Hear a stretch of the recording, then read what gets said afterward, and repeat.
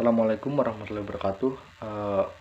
Kami dari kelompok 1 ingin mempresentasikan hasil diskusi dari kelompok kami dengan tema konsep penelitian dan proses pengambilan keputusan.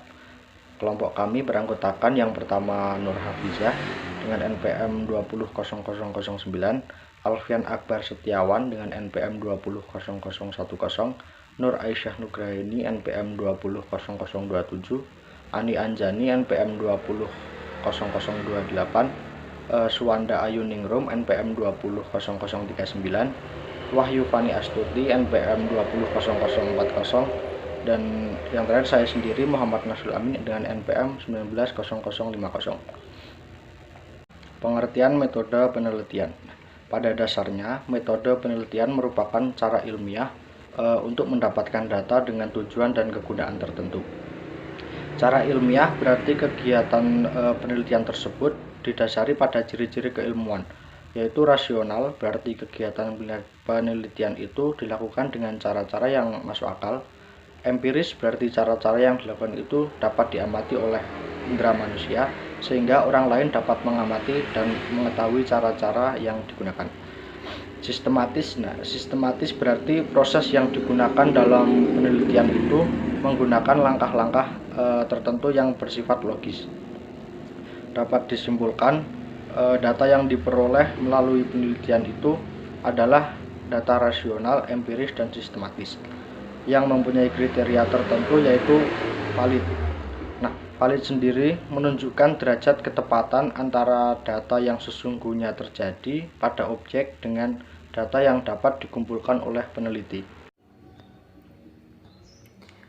Setiap penelitian mempunyai tujuan dan kegunaan tertentu. Secara umum, tujuan penelitian itu ada 3 macam.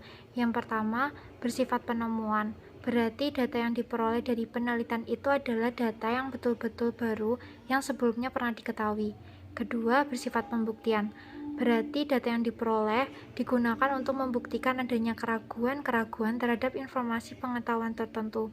Ketiga, bersifat pengembangan. Berarti memperdalam dan memperluas pengetahuan yang sudah ada.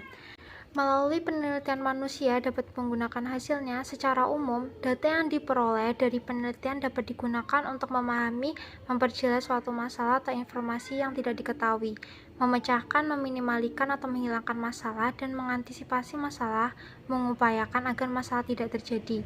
Jadi, metode penelitian bisnis dapat diartikan sebagai cara ilmiah untuk mendapatkan data yang valid dengan tujuan dapat ditemukan, dibuktikan, dan dikembangkan suatu pengetahuan, sehingga pada gilirannya dapat digunakan untuk memahami, memecahkan, dan mengantisipasi dalam bidang bisnis. Jenis-jenis penelitian.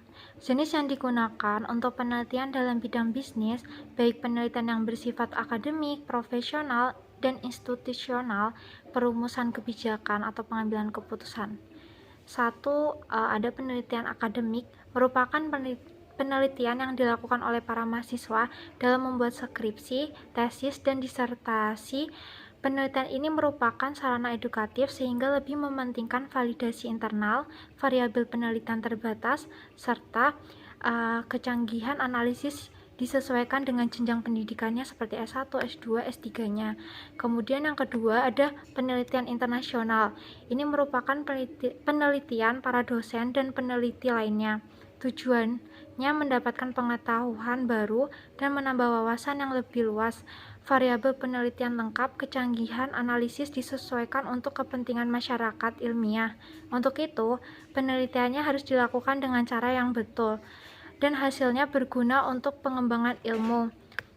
Kemudian yang ketiga ada validasi institusional, merupakan penelitian yang bertujuan untuk mendapatkan informasi yang dapat digunakan pengembangan lembaga.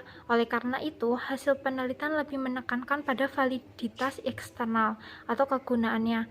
Variabel lengkap, kelengkapan informasi, dan kecanggihan analisis disesuaikan untuk pengambilan keputusan. Penelitian menurut tujuan.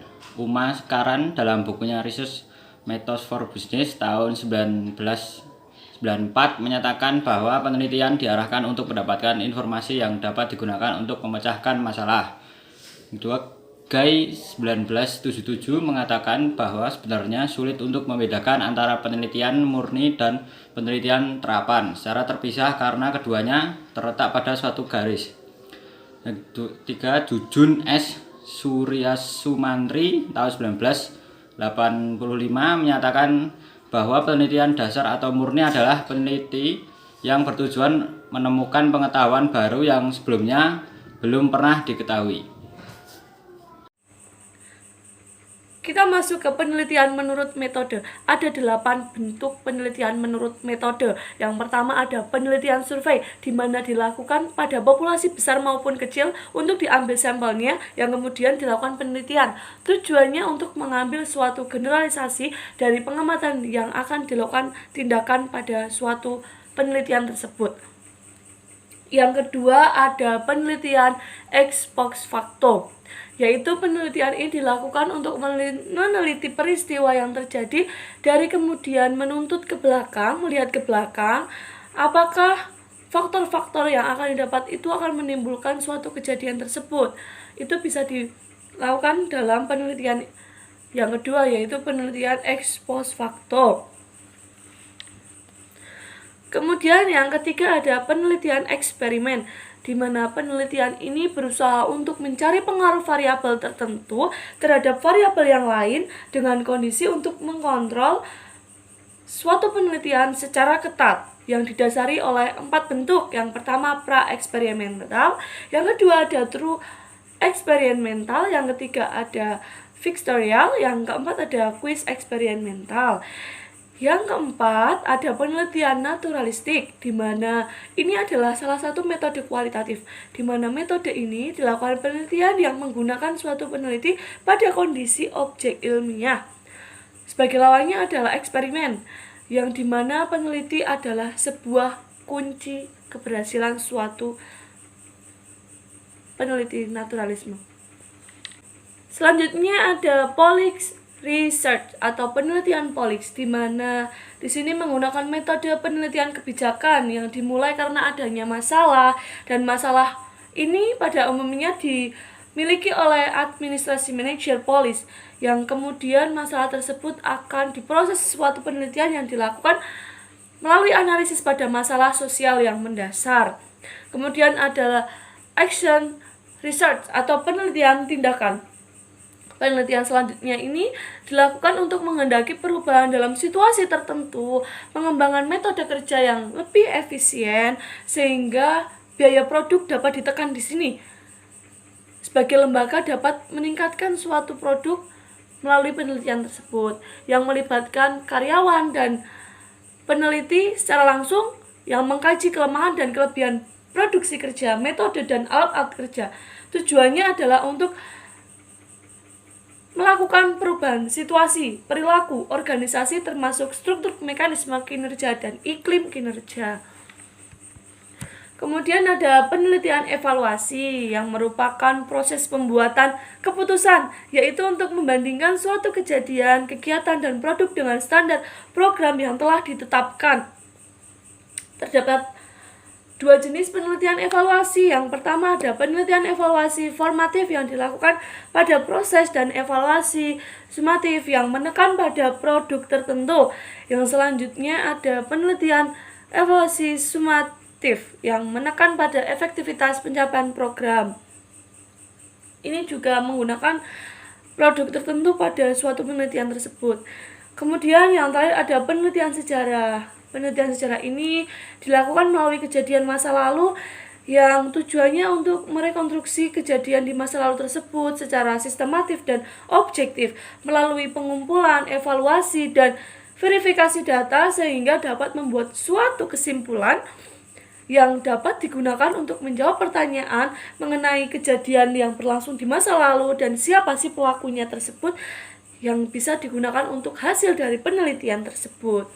Penelitian, menurut tingkat eksplanasinya, yaitu menjelaskan kedudukan variabel yang diteliti serta hubungan antara variabel yang satu dengan yang lainnya. Itu terbagi menjadi 3 bagian. Yang pertama itu ada penelitian deskriptif, yaitu penelitian yang dilakukan untuk mengetahui nilai variabel mandiri, baik satu variabel atau lebih independen, tanpa membuat perbandingan atau menghubungkan dengan variabel yang lainnya.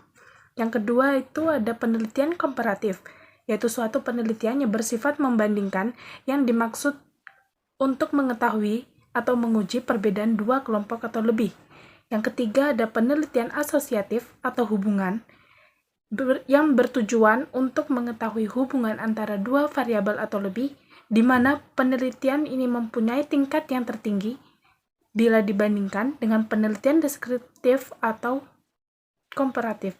Untuk hubungan antar variabel, yang pertama ada hubungan simetris, merupakan suatu bentuk hubungan yang datang bersama-sama. Misalnya ada hubungan antara kupu-kupu dan tamu. Kalau ada kupu-kupu masuk ke rumah, maka di rumah akan datang tamu. Yang menyebabkan datangnya tamu bukanlah kupu-kupu. Kemudian hubungan kasual adalah hubungan sebab akibat. Bila X maka Y, contoh bila gaji pegawai swasta atau negeri naik, maka daya beli masyarakat juga akan naik. Jadi yang menyebabkan daya beli naik itu adalah kenaikan gaji. Kemudian adanya hubungan interaktif atau resiprokolatu. Timbal balik adalah hubungan yang mempengaruhi. Bila pengeluaran untuk iklan naik, maka iklan penjualan juga akan naik, dan bila nilai penjualan naik, maka biaya untuk iklan akan naik juga. Jenis penelitian menurut tingkat eksplanasi digunakan sebagai dasar untuk merumuskan judul penelitian, yaitu ada judul deskriptif, komparatif, asosiatif. Kemudian ada penelitian menurut jenis data dan analisis. Pada dasarnya, meneliti adalah mendapatkan data yang objektif, valid, dan reliabel tentang suatu hal atau variabel tertentu. Jenis data dan analisisnya dalam penelitian dapat dikelompokkan menjadi dua hal, yaitu data kualitatif dan data kuantitatif. Yang kita bahas pertama ada data kuantitatif. Ini merupakan data yang berbentuk kata, kalimat, skema, dan gambar. Kemudian yang kedua ada data kualitatif, yang merupakan data berbentuk angka atau data kualitatif yang diangkakan. Data yang diangkakan atau scoring misalnya terdapat dalam skala pengukuran suatu pernyataan atau pertanyaan yang memerlukan alternatif jawaban, sangat setuju, setuju, kurang setuju, dan tidak setuju. Selanjutnya, proses penelitian. Penelitian kuantitatif didasarkan pada paradigma positivisme yang bersifat logiko, hipoteko, verifikatif dengan berlandaskan asumsi objek empiris. Menurut beberapa ahli, ada 6 proses penelitian untuk melakukan penelitian. Yang pertama itu menentukan topik, lalu yang kedua membuat rumusan masalah, yang ketiga menentukan objek penelitian, yang keempat mencari sumber data, yang kelima menentukan pendekatan, yaitu pendekatan kualitatif atau kuantitatif yang cocok dengan penelitian. Lalu yang terakhir menyusun hasil penelitian dalam sebuah laporan penelitian. Sekian paparan dari kelompok 1. Jika ada kurang lebihnya kami mohon maaf. Wassalamualaikum warahmatullahi wabarakatuh.